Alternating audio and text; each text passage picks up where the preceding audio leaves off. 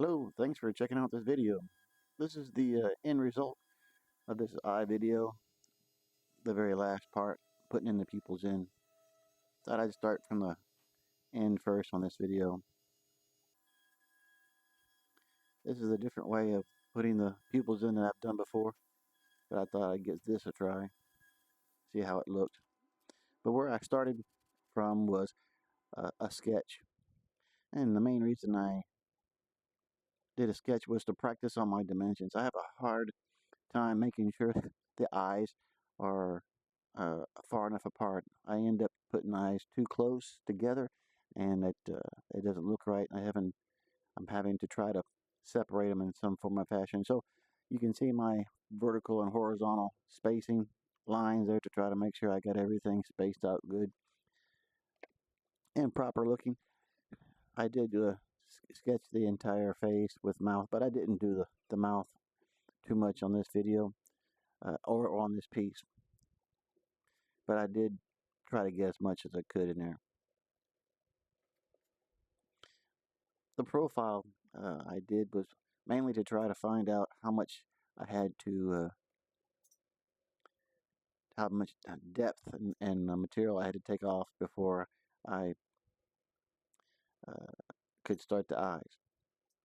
Then after that, I used some Prismacolors and pretty much destroyed the picture. Nevertheless, I used it as a reference and started to dig.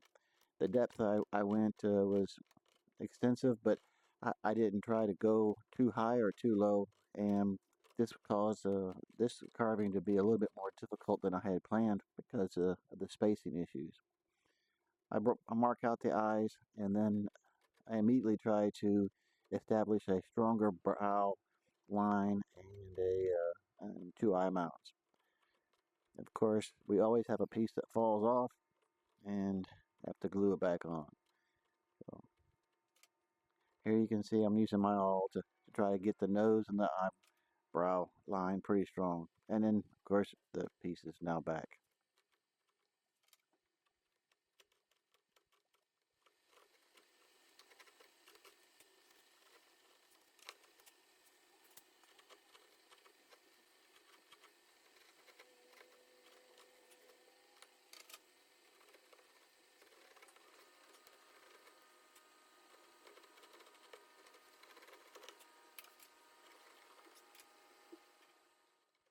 So I've got the eye mounts almost established the way I want them right now, but I still have an eyebrow problem. I have to try to get that strong brow with the scowl face on there. And so I'm having to take the nose down a little bit further and establish the two eyes. What I don't show you on the video is a measuring device that I use to try to make sure my eyes are in the same spot every time. This is a 7-minute video that was cut down from a couple of hours and sped up quite a bit.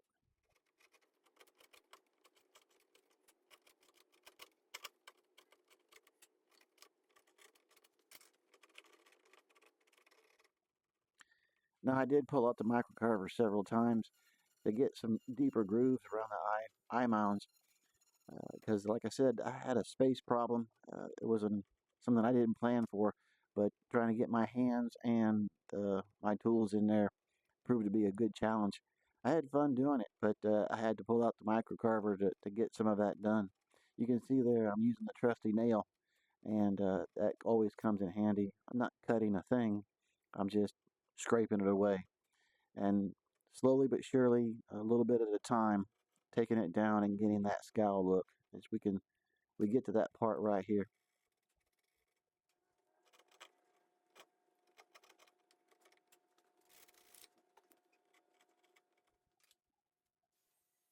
And there I go again with the microcarver. I also want to tell you about some tools I bought at Harbor Freight, and they're curved or an S curve uh, file. I got several of these, and they were really helpful in getting into small spaces, better than the nail or the awl. But I still couldn't stop. You can tell where I've got the eyes drawn in a little bit better there and showing a better space or a better shape of the eye mount, and then that will lead to getting some of the lid and the bottom what you guess you would call a lid, and coming up here the eyeball, the eye, iris, and pupil.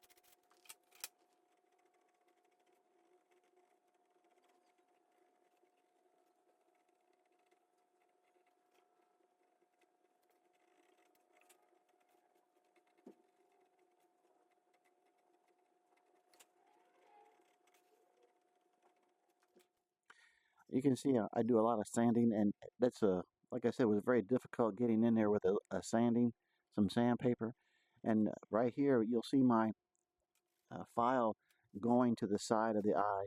One of the other problems I had was getting the face round. It was a lot of pretty flat. Here's a side view of the eyes, and of course the front view. What do you think? Did I do all right? Ah, it's close, but I had a great time. Thanks a whole lot.